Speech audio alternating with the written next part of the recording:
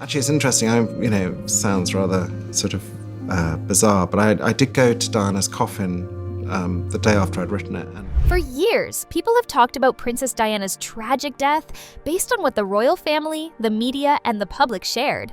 Now, Princess Diana's brother Spencer is sharing new details, moments that have not been discussed, and truths that change what many believe.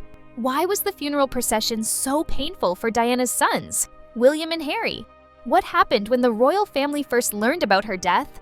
Join us as we explore the heartbreaking truths that Diana's brother has revealed. The funeral procession, a heartbreaking choice for William and Harry. On September 6, 1997, millions of people around the world mourned the death of Princess Diana. In London, many gathered in the streets, and over 2.5 billion watched the funeral on TV. The image that stood out was of her two young sons, Prince William and Prince Harry, walking behind her coffin. William was 15 and Harry was just 12. Their faces were somber as the crowd wept around them. This moment was heavy with grief, duty, and expectation. This image would define their childhood, especially haunting Harry for years. What many people didn't know is that attending the procession was never their choice. Their uncle, Charles Spencer, fought hard against this. He was Diana's younger brother and understood the pain she suffered in the royal family. When he learned that the burial committee planned for the boys to walk in the procession, he was outraged. "Never," he said. He had been talking with someone from Buckingham Palace when the plan was shared. The idea of making two grieving boys walk in front of the world was unthinkable to him. He firmly rejected it. Spencer argued that it was cruel and unnecessary and pointed out how unnatural it was for children to walk behind their mother's coffin while being filmed.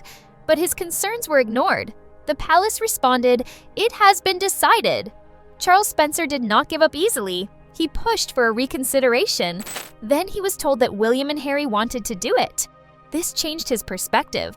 He did not want to go against their wishes, so he stepped aside. Years later, Harry revealed that they had never been given a choice. They were told what to do. As a 12-year-old, he couldn't refuse. Spencer learned he had been misled and regretted having allowed it. On the morning of the funeral, the mood was heavy with grief. People lined the streets holding flowers and photos of Diana. The air felt thick with sorrow and shock. Then Charles Spencer, along with Prince Charles, Prince Philip, and the two boys, appeared. The cameras focused on William and Harry. Their faces were pale, and they looked down, weighed down by the burden of duty. While the world saw them as brave, Spencer saw two children forced into a role they shouldn't have had. The walk from Kensington Palace to Westminster Abbey was long and painful, with the crowd sobbing around them. The boys held their composure, not letting any tears fall in public. Harry later described the moment as numb, feeling as if he was watching someone else's life. Spencer felt deep pain, not only for losing his sister, but also for witnessing what he viewed as an injustice. He thought he had failed to protect his nephews and could do nothing but walk with them now. What Spencer did next shocked everyone. Spencer's eulogy, a bold challenge to the royal family. Spencer's eulogy began unexpectedly at Westminster Abbey. With the world watching, he didn't just honor Diana, he spoke in her voice. He called her the most hunted person of the modern age, blaming the media and systems that exposed her. The royal family remained expressionless. The Queen was impassive, and Charles did not move, but people around the world listened and felt the impact of his words. Then he made a powerful promise. Diana's blood family, not the Windsors, would protect and guide William and Harry. This was a clear challenge to royal authority, indicating that her sons would not belong solely to the crown. The crowd, dignitaries, celebrities, leaders, broke into applause, a rare moment during a funeral. It was the voice of the people, expressing a shared belief that Diana was wronged, and someone finally spoke up for her. However, Spencer's vow faced obstacles. William and Harry were already part of the royal family, so he could not remove them or raise them alone as Diana might have wished. The monarchy shaped their lives, and Spencer could not change that. The speech was not the end, it was just the beginning. Years later, Harry revealed how the funeral affected him. He said, "In today's world, that would never happen to grieving kids." Times had changed thanks to Diana's influence. For Spencer, the funeral remained a painful memory, and he continued to criticize the royals' failures. For the boys, this created doubt, especially for Harry, who began to question the royal system he was expected to inherit. The funeral provided public closure, but the time leading up to it was filled with silence, confusion, and bottled emotions. Looking back to August 31st, 1997, in the early morning, a black Mercedes rushed through a Paris tunnel, trying to escape paparazzi, and crashed. Diana fought for life. The news spread quickly, and later came the heartbreaking announcement: Diana, Princess of Wales, is dead. Grief filled the streets as people cried and left flowers at palaces. But the royal family stayed quiet at Balmoral and did not respond quickly. At first, people were shocked, then felt ignored. There was no public statement or flag lowered at Buckingham Palace, which angered the public. Headlines asked, "Where are you?" and "Show us you care." Diana, the people's princess, was mourned by millions. The royal family seemed distant. This created a divide. She represented warmth and kindness, while they felt cold and traditional. At Balmoral, Charles had to tell William, 15, and Harry, 12, that their mother was gone. Their last conversation had been casual, "Call you later." Now they felt heavy regret. They remained secluded, surrounded by relatives who did not show their feelings. Harry later said he felt confused. While the world mourned, the palace stayed silent.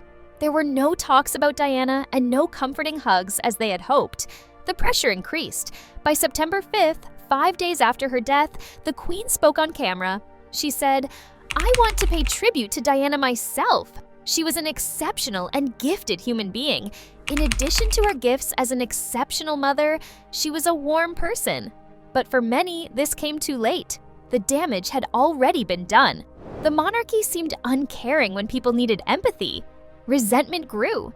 Diana's openness clashed with the royal family's reserved nature. Her death showed the gap between the monarchy and the people it was meant to serve.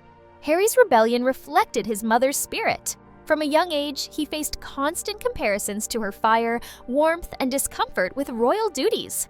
The flashing lights of paparazzi brought back memories of the trauma from '97. He witnessed history repeating itself with Meghan, facing relentless headlines, palace leaks, and feelings of isolation. He expressed his newfound strength by stating, "History repeating." In 2020, Harry and Meghan made a surprising decision to step back from their royal duties and move to the United States, cutting formal ties with the royal family. This marked the boldest royal exit in history.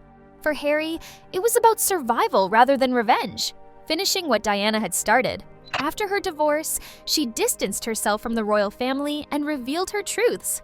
Harry aimed to bring that narrative full circle.